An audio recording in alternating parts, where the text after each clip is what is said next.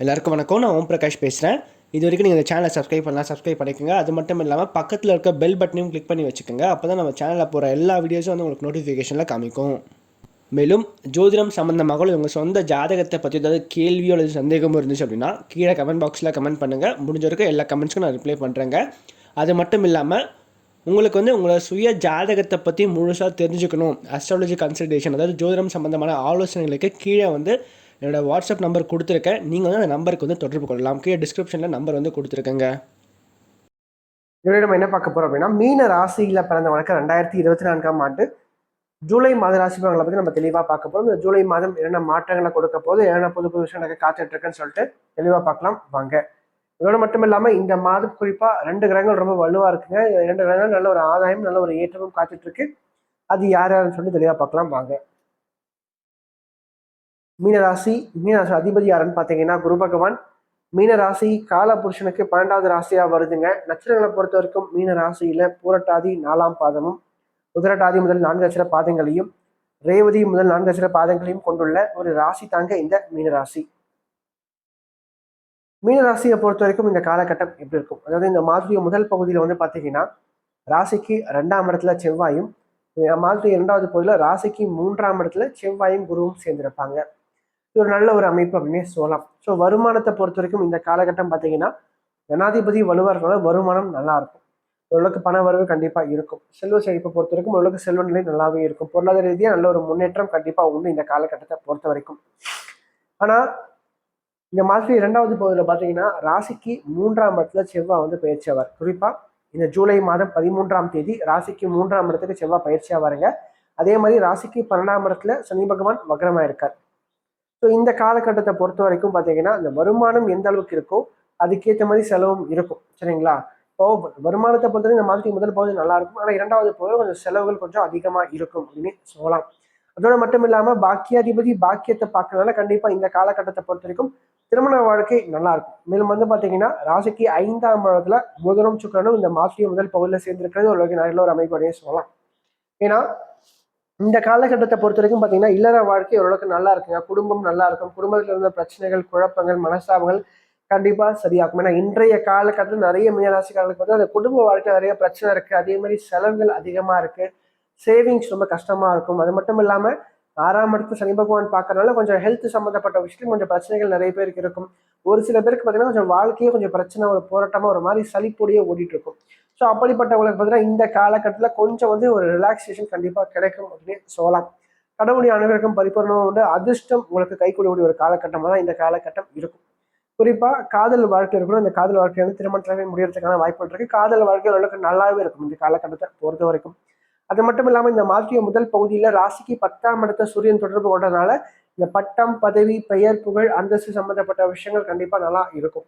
குறிப்பாக தொழில் செய்கிறவங்க அந்த தொழில் ரீதியாக ஓரளவுக்கு நல்ல ஒரு முன்னேற்றம், ஓரளவுக்கு நல்ல ஒரு லாபங்கள் கண்டிப்பாக கிடைக்குங்க. குறிப்பாக அதிர்ஷ்ட வாய்ப்புகள் கொஞ்சம் தேடி வரும் இந்த காலகட்டத்தை பொறுத்த வரைக்கும். அதே மாதிரி தந்தை வழி உறவுகளாலும் சில நல்ல விஷயங்கள், சில ஆதாயங்கள் உண்டு அப்படின்னே சொல்லலாம். மேலும் 3ஆம் இடத்துல சூரியனும் அந்த குருவும் சேர்ந்திருக்கிற அமைப்பு வந்து ஓரளவுக்கு நல்ல ஒரு அமைப்பு தான்.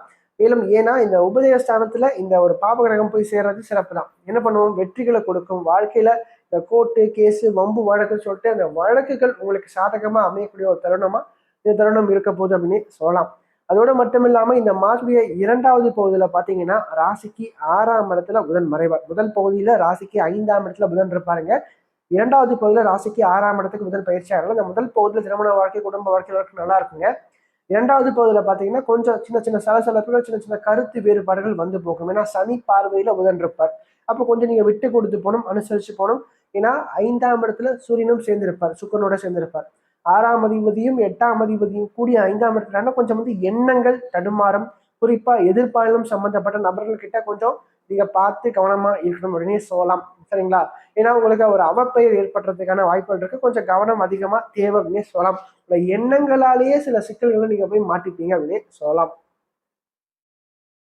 அதற்கடுத்து ராசிக்கு 7ஆம் இடத்தையும் 9ஆம் இடத்தையும் லாபஸ்தானத்தையும் குரு பகவான் பார்க்கறது சிறப்பு, நல்ல ஒரு அமைப்பு. சரிங்களா? நட்பு வட்டாரங்கள், நண்பர்களால் ஒரு ஏற்றம், அவங்களால சில அனுகூலமான பலன்கள் கண்டிப்பா காத்துட்டு இருக்கு அப்படின்னு சொல்லலாம். மேலும் கூட்டு தொழில் செய்யறவங்களுக்கு அந்த கூட்டு தொழில செய்கின்ற தொழில அவர்களுக்கு நல்ல ஒரு லாபமும் நல்ல ஒரு ஏற்றமும் கண்டிப்பா உண்டு அப்படின்னு சொல்லலாம். அதே மாதிரி திருமணமான மீன ராசி பெண்களுக்கு வந்து பார்த்தீங்கன்னா யாருக்கெல்லாம் அந்த குழந்தை பாக்கியம் சம்பந்தப்பட்ட விஷயங்கள் காலதாமதமாயிட்டு இருக்கோ அந்த குழந்தை பாக்கியம் சார்ந்த விஷயங்கள் தற்போது கிடைக்கும். பாக்கியம் வலுவா இருக்கு, பாக்கியஸ்தானம் ரொம்ப நல்லா இருக்கு. அதே மாதிரி பார்த்தீங்கன்னா குடும்பத்தோட ஒரு சுற்றுலா மாதிரி போயிட்டு வருது, ஃபேமிலியாக வந்து பார்த்தீங்கன்னா நிறைய வந்து டிவோஷனல் சம்மந்தப்பட்ட டூர் போயிட்டு வருது. ஸோ இதுக்கெல்லாம் நல்ல ஒரு காலகட்டமாக இந்த காலகட்டம் இருக்கும்.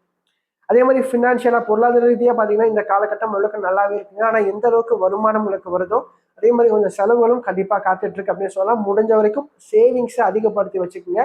ஏன்னா இந்த காலகட்டம் கொஞ்சம் வந்து செலவுகளை உண்டு பண்ணி கொடுக்கும். ஏன்னா சூரியனும் சுக்கிரனும் கூடி ராசிக்கு 5ஆம் இடத்துல உட்காந்துருக்காங்க. அதனால நான் வந்து இதை சொல்றேன். அடுத்து இந்த மாதம் குறிப்பா திருமண வாழ்க்கையை பொறுத்த வரைக்கும் உங்களுக்கு நல்லா இருக்கும். இந்த மாதத்துக்கு முதல் பகுதி, 2வது பகுதியில் கொஞ்சம் விட்டு கொடுத்து அனுசரிச்சு போகணும்னு நான் சொல்லிட்டேன். அதே மாதிரி மாணவ மாணவர்களை பொறுத்த வரைக்கும் படிப்பு ரீதியா பார்த்தீங்கன்னா உங்களுக்கு நல்ல ஒரு காலகட்டம் தான். என்ன ஒண்ணு, 2ஆம் இடத்துல செவ்வாய் இருக்கும், ரொம்ப ஆக்டிவா இருப்பீங்க, ரொம்ப சுறுசுறுப்பா இருப்பீங்க. அன்னைக்கு பாடத்தை அன்னைக்கே படிச்சு முடிச்சோன்ற ஒரு எண்ணம் மனசுல அதிகமா ஓடும். ஆனா 12ஆம் இடத்துல சனி இருக்கிறதுனால கொஞ்சம் தடைகளையும் தாமதத்தையும் உண்டு பண்ணி கொடுப்பாரு. ஒரு பக்கம் நீங்க இதெல்லாம் யோசிச்சு வைப்பீங்க, ஆனா சனி வந்து அதை தடுக்கிறதுக்குனே முயற்சி பண்ணுவார். அப்போ கொஞ்சம் நீங்க உங்களை நீங்க ஆக்டிவா வச்சுக்கிட்டீங்கன்னா கொஞ்சம் சிறப்பா இருக்கும் அப்படின்னு சொல்லலாம். அதே மாதிரி இந்த காலகட்டத்தில் பார்த்தீங்கன்னா 2 பிளானட்ஸ் ரொம்ப வலுவா இருக்கு. ஒன்று குரு, இன்னொன்று செவ்வாய். ஸோ அப்போ வந்து குரு பகவான் வலுவா இருக்கிறதுனால கண்டிப்பா நீங்க ரொம்ப ஸ்ட்ராங்கா இருக்கீங்க, நீங்க ரொம்ப டாமினேட்டிங்கா இருப்பீங்கன்னு அர்த்தம். அப்போ நீங்க இந்த காலகட்டத்தில் பார்த்தீங்கன்னா மீனராசிக்காரங்க உங்க மேல நீங்க நம்பிக்கை வச்சீங்கன்னா எந்த ஒரு விஷயம் நீங்க செய்யும் போது கண்டிப்பா அது சரியா வரும். முதல்ல நீங்க உங்களை நீங்க நம்பணும். 2வது வந்து பார்த்தீங்கன்னா செவ்வாய் வலுவா இருக்கார். ரத்த பந்தம் சம்பந்தப்பட்ட உறவுகள், உடன் பிறந்த உறவுகளால சில நல்ல விஷயங்கள் காத்துட்டு இருக்கு. அவங்களால ஒரு சில அனுகூலமான பலன்கள் காத்துட்டு இருக்கு. அல்லது வயதுல மூத்தவங்க, குருமார்கள், உங்களோட வெல்விஷர்ஸ் யாரா இருக்காங்கன்னா அவங்களால சில நல்ல விஷயங்கள் காத்துட்டு இருக்கு. அவங்களுடைய அனுகிரகம் கண்டிப்பா உங்களுக்கு உண்டு அப்படின்னு சொல்லலாம். அடுத்து சந்திராசிரமத்துல பொறுத்த வரைக்கும் ஜூலை மாதம் 14ஆம் தேதி காலை 8:40 மணி முதல் ஜூலை மாதம் 16ஆம் தேதி மாலை 7:50 வரைக்கும் சந்திராசிரமம் இருக்குங்க. இந்த காலகட்டங்கள்ல சந்திரன் உங்க ராசிக்கு 8ஆம் இடத்துல போய் மறைவார். சரிங்களா? 8ஆம் இடத்துல சந்திரன் மறையும் போது கொஞ்சம் மனக்குழப்பங்கள் கொஞ்சம் அதிகமா இருக்கும். தெளிவான ஒரு சிந்தனை இருக்காது. மனசை போட்டு குழப்பிட்டே இருப்பீங்க. ஒரு தெளிவான ஒரு முடிவு எடுக்க மாட்டீங்க. இப்போ ஒரு மாதிரி பேசுவீங்க, காலைல ஒரு மாதிரி பேசுவீங்க, நைட்டு ஒரு மாதிரி பேசுவீங்க. ஸோ இந்த மாதிரி ஒரு தெளிவில்லாம சுத்திட்டு இருப்பீங்க. ஸோ அதே மாதிரி வியாபாரம் சம்பந்தப்பட்ட வழியில, தொழில் சம்பந்தப்பட்ட வழியில இந்த பண பரிவர்த்தனை பண்றது, கொடுக்கல் வாங்கல் விஷயம்லாம் இந்த நாட்கள்ல தவிர்க்கிறது சிறப்பா இருக்கும். சரிங்களா? ஏன்னா சந்திராஷ்டம அன்னைக்கு நீங்க வந்து பண்ணும்போது அது சரியாகவும் வராது. ஸோ அதனால இந்த காலகட்டத்தை பொறுத்த வரைக்கும் முடிஞ்ச வரைக்கும் தவிர்க்கிறது சிறப்பா இருக்கும். இந்த வீடியோ உங்களுக்கு பிடிச்சிருந்துச்சுன்னா லைக் பண்ணுங்கள், கமெண்ட் பண்ணுங்கள். அது மட்டும் இல்லாமல் உங்களோட ஃப்ரெண்ட்ஸுக்கும் சரி உங்களோட ஃபேமிலிக்கும் இந்த வீடியோ ஷேர் பண்ணுங்கள். ஏன்னா அவனோட வாழ்க்கையில் கண்டிப்பாக ஒரு மாற்றத்தை ஏற்படுத்தக்கூடிய வகையில் இந்த வீடியோ இருக்கும். குறிப்பாக சொல்லப்போனால் கஷ்டத்தில் இருக்கக்கூடியவங்களுக்கு இந்த வீடியோ ஷேர் பண்ணுங்கள். அவனோட வாழ்க்கையில் ஒரு தன்னம்பிக்கை ஊட்டுறதுக்காகவும் ஒரு மாற்றத்தை ஏற்படுத்தும் வகையில் இந்த வீடியோ நிச்சயமாக அவனோட வாழ்க்கையில் அமையும்.